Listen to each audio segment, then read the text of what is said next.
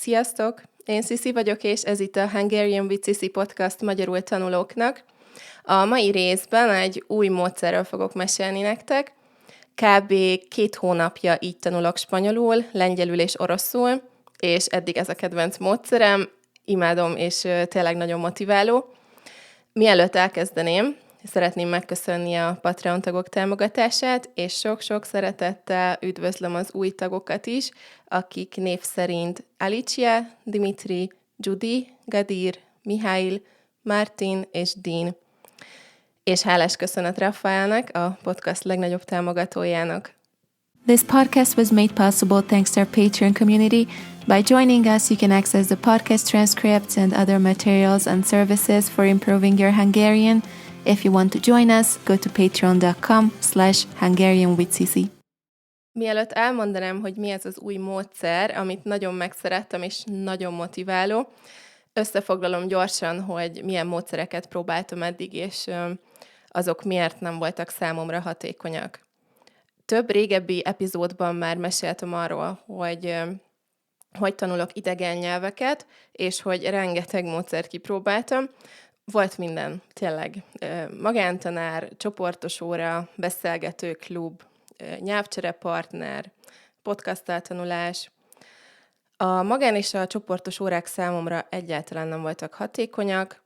Az a tapasztalatom, hogy sok tanár meg akarja mondani, hogy mit kell megtanulni, és persze, amikor az egyetemen tanultam lengyelt és oroszt, akkor muszáj volt azt csinálni, amit a tanár kért, de most a férjem miatt tanulok spanyolul, hogy tudjak a mexikói családommal beszélgetni, és számomra nem fontos tudás az, hogy kell buszjegyet venni spanyolul, vagy hotelszobát foglalni.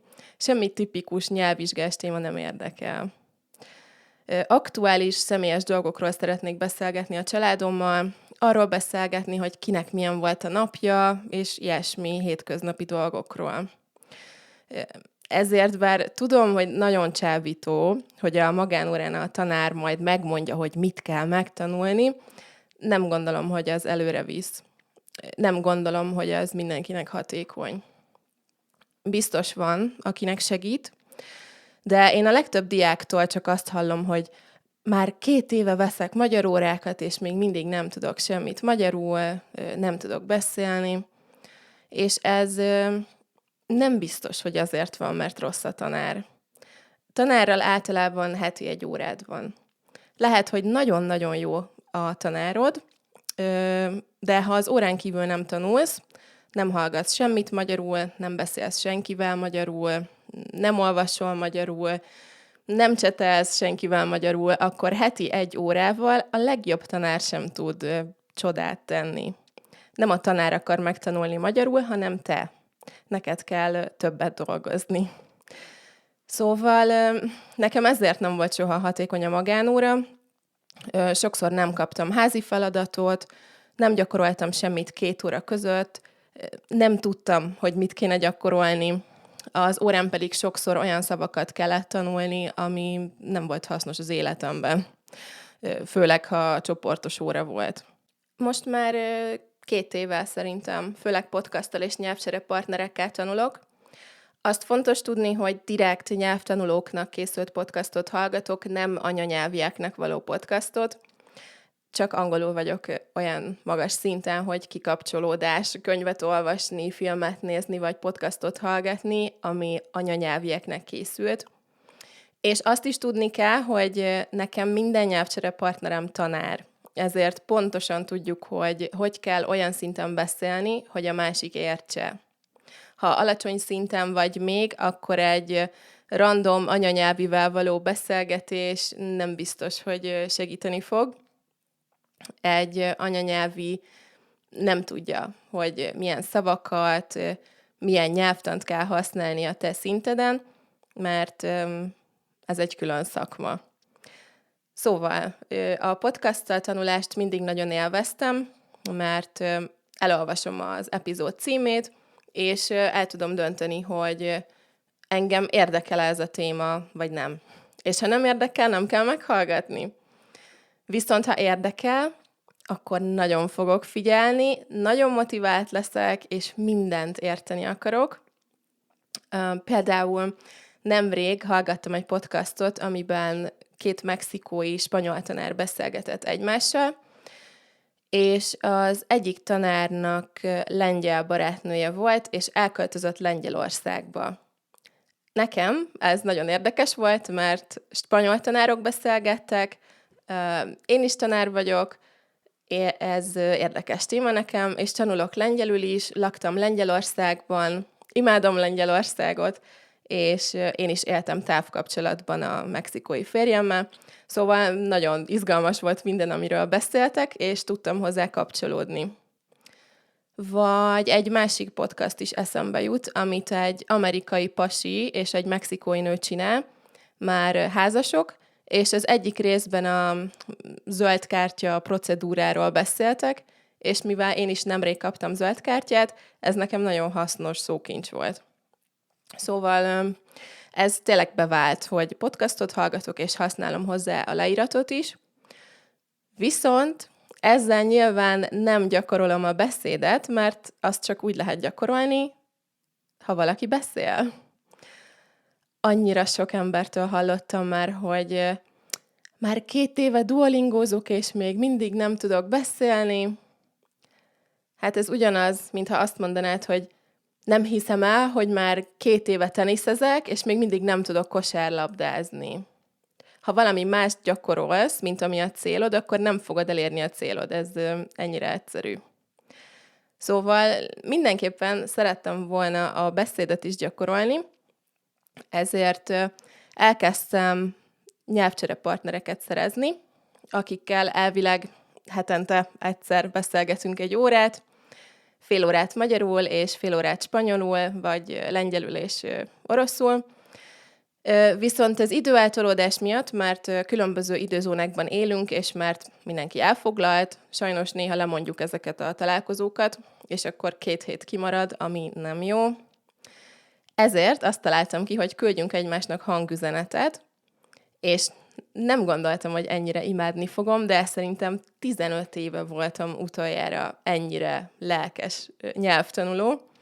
És hangüzenetet lehet küldeni bármikor és bárhonnan, lehet konkrét témát választani, de lehet csak mesélni is, hogy kivel mi újság van éppen, attól függ, hogy mit szeretnénk gyakorolni. Küldünk üzenetet az anyanyelvünkön is, és az adott idegen nyelven is, hogy a beszédet és a hallás utáni szövegértést is tudjuk gyakorolni. Én 4 velem egyidős lánnyal beszélgetek, akik szintén tanárok, és minden 4-en nagyon jó fejek és aranyosak, és alig várom, hogy meghallgassam, hogy mit fognak mesélni, és alig várom, hogy én is küldjek hangüzenetet nekik. Oroszul már 10 éve nem beszéltem, ezért most nagyon nehéz, és nagyon lassan megy, és nagyon sokat szótározok. Amikor látom a szót, akkor értem, de magamtól nem jut eszembe. Még kell egy kis idő, amíg visszajön a tudásom, ezért kb. Fél óra készülés nekem, hogy tudjak hangüzenetet küldeni a 2 barátnőmnek. Lehet egymástól kérdezni is, ha egy szót vagy nyelvtant nem értünk, és mindig segítünk egymásnak, de a kommunikációban a hangsúly, az a lényeg. Egyszerűen imádom, és ez a motiváció hiányzott az életemből évek óta a nyelvtanuláshoz, és most annyira boldog vagyok. És mivel ennyire tetszett nekem ez a módszer, ezért természetesen a magyarul tanulóknak is szerettem volna hasonló kurzust indítani. Októberben csak Patreon tagoknak hirdettem meg az első 4 hetes Be Consistent kurzust, ami Telegramon volt. Aki nem ismeri, a Telegram olyan, mint a WhatsApp, csetelni lehet rajta, meg üzeneteket küldeni. Az első kurzus témája a munka volt, és minden hétfőn és szerdán küldtem egy kérdést, és maximum 4 perces hangüzenetet, amiben én is válaszoltam magyarul a kérdésre. Utána pedig a diákok is válaszoltak a kérdésre, én pedig küldtem hasznos kommenteket és megjegyzéseket, és egy kis javítást. Nem az a cél, hogy minden egyes szót és mondatot kijavítsak, de mindenképpen adok hasznos tippeket, hogy tudj fejlődni. Illetve a kurzus elején mindenkit megkérdeztem, hogy mi a célja a kurzussal, mit szeretne gyakorolni, és ahhoz képest javítottam és segítettem mindenkinek személyre szabottan. Az egyik lány például a magázást szerette volna gyakorolni, ezért neki mindig magázódva küldtem a feedbacket, a visszajelzést. Ha valaki alacsonyabb szinten volt, annak maximum 2 dolgot emeltem ki, amin érdemes dolgozni, hogy ne legyen túl sok információ. Szóval, bár ugyanaz a téma mindenkinek, mindenki úgy válaszol, ahogy szeretne, azt gyakorol, amit szeretne, és mindenkinek a célja alapján igyekszem segíteni. A következő 4 hetes kurzus november 13-án indul. Az utolsó héten lesz csoportos beszélgetés is, 2 csoportot fogok indítani. Az egyik csoport nyelvtanároknak lesz, akikkel tanáros dolgokról fogunk beszélgetni, a másik csoportban pedig bárki jelentkezhet, és az utazás lesz a témánk. Maximum 5 fős csoportokat indítok, mert szeretnék 100% figyelmet adni mindenkinek, amit csak úgy lehet, ha kis létszám van. Ha szeretnéd kipróbálni ezt a módszert, szeretnéd gyakorolni a beszédet, és tényleg szeretnél fejlődni, akkor jelentkezz a Be Consistent kurzusra. A leírásban található linken, ahol meg tudod adni az e-mail címedet, és elküldöm a pontos infókat. Ha érdekel, akkor kövess Instagramon is, mert a következő 2 hétben sok hasznos posztom lesz arról, hogy lehet használni egy ilyen kurzust, hogy legyél hatékony, hogy hozd ki magadból a legjobbat. Na, ennyit mára. Köszönöm szépen, hogy itt voltatok és meghallgattátok ezt az epizódot. Nem sokára találkozunk a következő részben. Addig is sziasztok!